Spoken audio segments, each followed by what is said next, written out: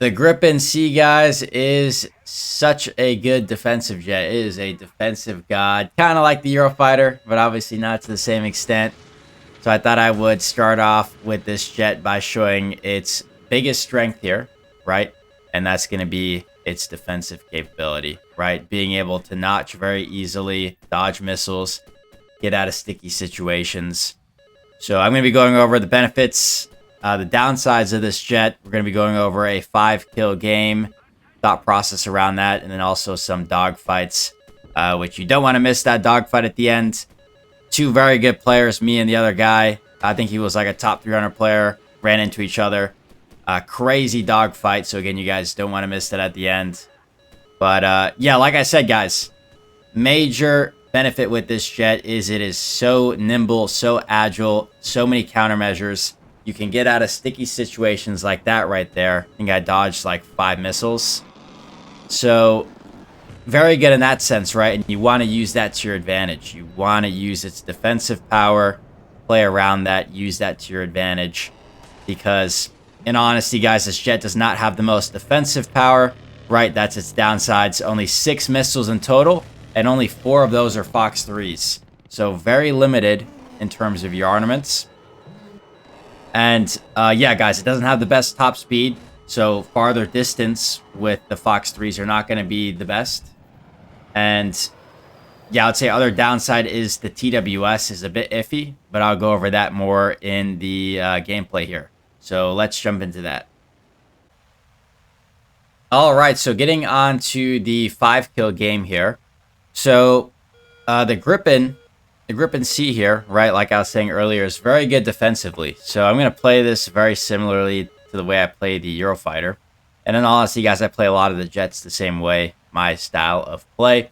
But yeah, we are going to go higher altitude, right, to the left. And we're going to target those higher altitude targets. So I do try to do my best to prioritize, right, higher altitude targets. They're going to be a lot more consistent for me to get kills, as opposed to people multipathing. And again, that's where this is really going to thrive, is on those situations where we're both higher altitude, a one-on-one type of situation where I can use that defensive ability or create a situation where the player with the best defensive skills will win the game. So, or win the battle. But yeah, again, I'm going to prioritize higher targets. I don't see anybody up here besides that guy super far. So for me, then it's like, okay, let's start, targeting people down below. That's really our only option. And honestly, guys, a lot of people at like 13.0 do play at lower altitudes. Which, guys, if you are at 13.0, don't play lower altitudes. But, yeah, we do get 2 pretty easy kills here. A lot of premium players here in this game. So, pretty easy game. But, yeah, a lot of F2As lately. I know that was on sale recently. So, a lot of F2A players. Which the AAM3 infrared missile, guys, by the way, is absolutely broken right now. I have no idea what's going on with that. But, yeah, again, that's our playstyle here, right? Is going to be higher altitudes, pick players off, go for maybe the isolated players like this. Because that's the best way to play it, right? Because, yeah, again, we don't have the best offensive power, like I was saying earlier. Major downsides is not the best top speed, not too many missiles, right? And where we're going to really come into play is defensively. So, yeah, and top down, 9M like that, there is no dodge in that, guys. The IRCCM missiles, because obviously I played a good amount with this jet, are just so broken, man. And that's the another downside with this jet, right, is because you can only carry 4 Fox 3s, it does mean after that you do have to start playing very close to the enemies. And that does put you at a major risk just because of how deadly a lot of these IRCCM missiles or Fox 2 missiles are in higher tiers. Sometimes you just don't even have the ability to dodge them.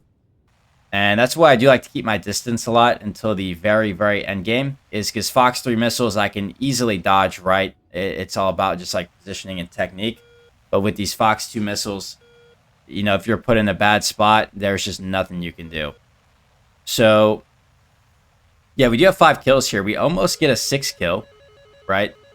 And we do have another F2A back there. We do kind of butcher our aim a little bit here in a second. You guys will see. But yes, F2A is kind of firing at us. But yeah, overall, I think this jet is really good, guys. Definitely a top 13.7 jet in the game. Like I said, I think another thing that I didn't like too much was the TWS, the soft lock for this jet. It had a hard time of actually keeping the soft lock on the target. I'm not too sure if it was the refresh or the scan rate just being too slow. But I did have trouble with that, where it just wouldn't fully soft lock the enemy. It would just kind of be lagging behind. So that was a bit annoying. But yeah, I will say, guys, J10A is still on top. J10A, in my opinion, is still levels better. It is just more built for air RB. But again, very enjoyable jet. Very good at dogfighting. I think if what you want to do is more close quarters or dogfights, this jet is really good. And again, guys, I miss all my shots here. But yeah, it's a very enjoyable jet, guys. And 13.7, great BR right now. It'd be in great spot. And I did just unlock the Gripen E, so we'll see with that. Hopefully that has the new radar system. If so, I'll probably like it better than the Gripen C. But yeah, my teammate does get the kill there. So a little bit unfortunate we didn't have the full dogfight. But again, we will have dogfight clips upcoming in a second. Again, one pretty crazy one.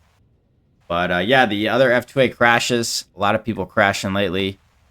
And yeah, that's really the game, guys. Very easy game. Like I said, as long as you position yourself good, altitude, free kills.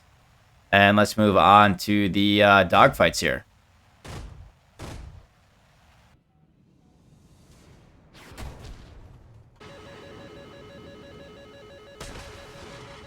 All right, so here, guys, we have some clips. This one was actually all the same game. We got in 2 dogfights in one game.